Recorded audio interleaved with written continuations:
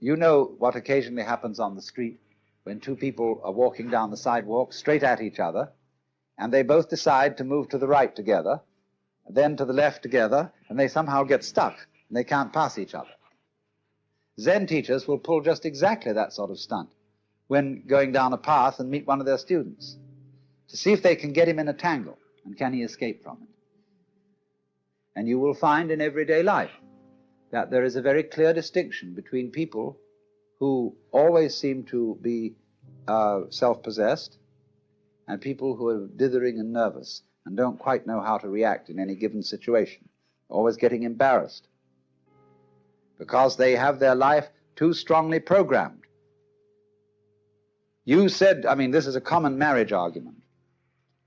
You said you would do such and such a thing at such and such a time, and now you've changed your plans. Not that the change of plans really caused any inconvenience, but just the feeling that when you say you will do something at a certain time, you ought to do it at that time, come hell or high water. Well, that's being very unadaptable.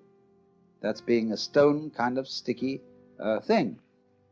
If it, after all, doesn't matter when we do it, and somebody is offended because the time has been changed, that's simply because they are attached to punctuality as a fetish. And this is one of the great problems. This causes many automobile accidents.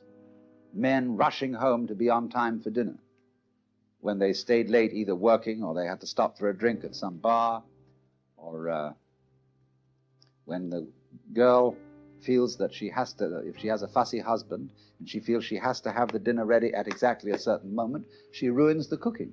You'd rather have a faithful wife and a bad cook. I hope I'm not treading on any toes.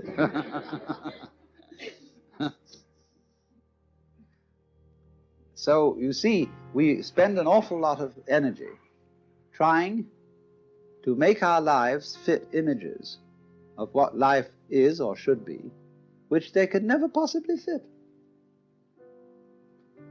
So, Zen practice is in getting rid of these images. But it's so explosive socially to do that, and it so worries people. They get vertigo, they get dizzy, they don't know which end is up. There was a very interesting dinner party once where a Zen master was present, and there was a geisha girl who served so beautifully and had such style that he suspected she must have some Zen training. And after a while, when she paused to fill his sake cup, he bowed to her and said, "I'd like to give you a present." And she said, "I would be most honored." And he took the iron chopsticks that are used for the hibachi, the charcoal brazier, moving the charcoal around. He picked up a piece of red-hot charcoal and gave it to her. Well, she had very long sleeves on her kimono. She whirled the sleeves around her hands and took the hot charcoal, withdrew to the kitchen, dumped it, and changed her kimono because it was burnt through. Then she came back into the room, and after a suitable interval, she stopped before the Zen master and bowed to him and said, "I would like to give you, sir, a present." And he said, "I would be very much honored." Of course, he was wearing a kimono or something like this. And so she picked up a piece of coal and offered it to him. He immediately produced a cigarette and said, "Thank you, that's just what I needed."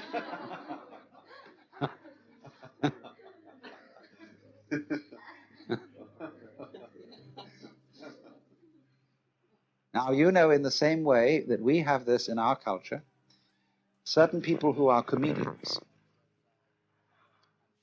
who know how to make jokes and gags in a completely unprepared situation,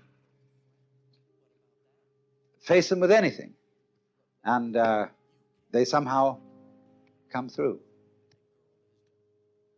So that is exactly the same thing in a special domain as Zen. Only a master of Zen does this in every life situation. But the important thing is to be able to do this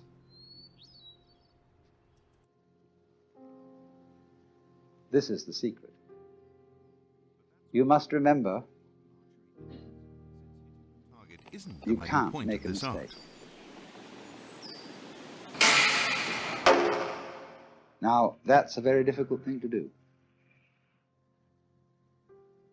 because from childhood up, we have had to conform to a certain social game. And if you're going to conform to this game, you can make mistakes or not make mistakes. And so this thing has gone into us all the time. You must do the right thing. There's certain conduct appropriate here, there's certain conduct appropriate there. And that sticks in us and gives us a double self all our lives long, because we never grow up.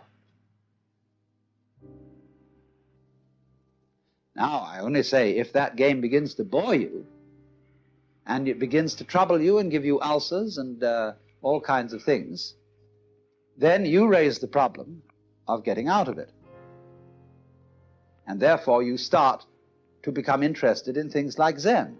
That is simply a symptom of your growing in a certain direction, where you are tired of playing a certain kind of game. You are as naturally flowing in another direction as if a tree were putting out a new branch. So because you say, oh, well, we people are interested in higher things, you see, that depends still on the differentiation of rank between the superior and the inferior people. But when you begin to see through that and grow out of that, you don't think anymore of this superior and inferior classification. You don't think we are spiritual people who attend to higher things as distinct from these morons who are only interested in beer and television. This is simply our particular form of life. Like there are crabs, and there are spiders, and there are sharks, and there are sparrows, and so on.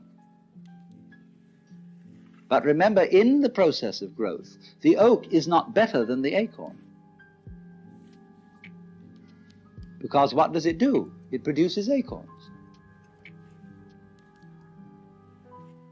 Or you could say, just like I sometimes love to say, that a chicken is one egg's way of becoming others. So an oak is an acorn's way of becoming other acorns. Where is the point of superiority? The first verse of that poem I just quoted, first verse is, in the landscape of spring there is nothing superior and nothing inferior. The flowering branches are naturally some short, some long.